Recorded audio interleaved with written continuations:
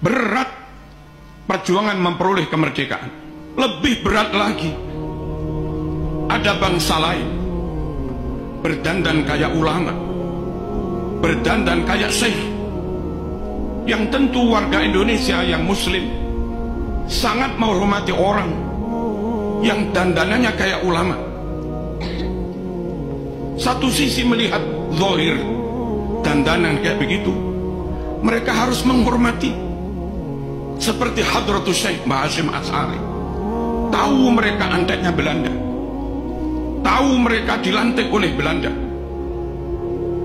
mereka di SK oleh Helmina, Ratu Belanda,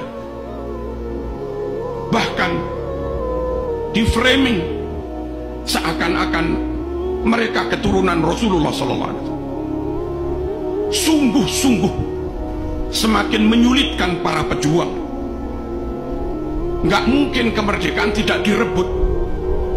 Kalau sekedar menghadapi Belanda, karuan kafir gampang, Mas. Ini kadang menghadapi bangsanya sendiri, atau menghadapi orang yang ngaku ulama, bahkan ngaku keturunan Rasulullah SAW, tapi mereka berkomplot dengan penjajah. Alhamdulillah, ulama kita Hadratus Syekh Mbah Hasyim Asy'ari tegas, musuh tetap musuh, musuh tetap musuh, apapun penampilannya, apapun kedoknya, tetap kenceng, tidak tolah-toleh, tidak ragu, tentu dengan penuh bijaksana dan arif. Mereka tetap berjuang merebut kemerdekaan, meskipun kadang yang dihadapi orang yang penampilannya kayak ulama, meskipun kadang yang dihadapi orang yang penampilannya bangsanya sendiri. Alhamdulillah, dengan kekompakan, kekokohan niat, dan tentu persatuan, doa, hizib, tirakat, dan rahmat Allah Subhanahu wa ta'ala, akhirnya Indonesia bisa merebut kemerdekaan. Allahumma shalli ala sayyidina Muhammad.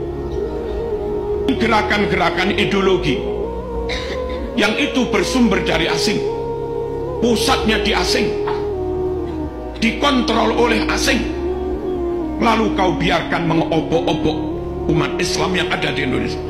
Ketahuilah, Syiah asing, Wahabi asing, Ikhwanul Muslimin asing, gerakan Hizbut Tahrir asing, Islam Ahmadiyah asing, pusatnya di luar negeri, sebagian di London, dikontrol dari luar negeri. Radikalisme asing, liberalisme juga asing.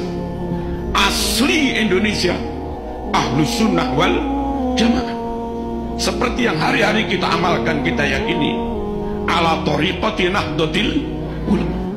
Zikir, zikir, manaqib, manaqib, solawat, solawat, ini Ahlus Sunnah wal Jamaah. Tapi jangan sampai bermerek asing, jangan sampai untuk sekedar solawatan lalu kebanggaan kepada NKRI menjadi hilang, rasa menjadi bangsa hebat, superior, menjadi inferior. Jangan. Orang dengan penampilan apapun, dengan baju apapun, dengan wajah kayak apapun, dengan suku etnis kayak apapun, asal mereka muslim, Ahlus Sunnah wal Jamaah, ikut manakib, ikut haul, ikut sholawatan. Tapi kalau kita harus ikut-ikut mereka, harus ada di bawah mereka, harus dikontrol mereka, harus nyembah-nyembah kepada mereka. Jangan.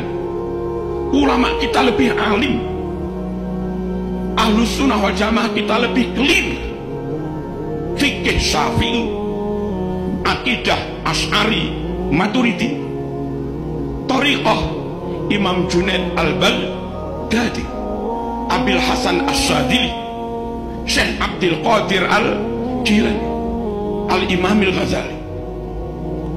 Jangan gampang dikit-dikit ikut, apalagi sampai akhirnya mereka mengatakan Indonesia ini milik wali-wali yang datang dari suatu wilayah. Bukan. Mbah-mbah mereka bukan pejuang. Pejuang itu Bung Karno, Bung Hatta. Pejuang itu Cuk Nyadin. Pejuang itu Haji Agus Salim.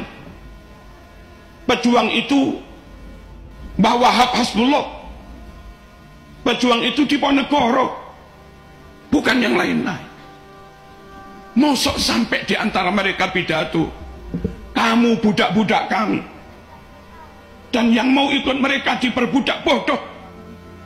Nggak menghargai kemerdekaan yang diperjuangkan ulama dengan darah dan nyawa. Kita berdamai dengan siapapun, kita berta'awun, berkolaborasi, kerjasama dengan siapapun, tapi kita bangsa Indonesia tidak mau ada di bawah siapapun, tidak mau dikontrol oleh siapapun, tidak mau diatur-atur oleh siapapun. Kita bangsa Indonesia hebat, kita bangsa Indonesia pinter, dan kita bangsa Indonesia yang muslim jelas Ahlus Sunnah wal Jamaah. Kalau dulu Indonesia harus belajar bahasa Arab ke Timur Tengah, hari ini di UIN Malang S2, S3, kadang ada Pak mahasiswa dari Arab ambil bahasa Arab di Malang. Artinya mereka tahu bahwa balaghah ada di Indonesia, mantek ada di Indonesia, ma'ani bayan badi ada di Indonesia, ulumul Quran ada di Indonesia, tarawat lughawiyah, filologi ada di Indonesia. Hebat Indonesia. Jangan mau nyembah-nyembah orang lain.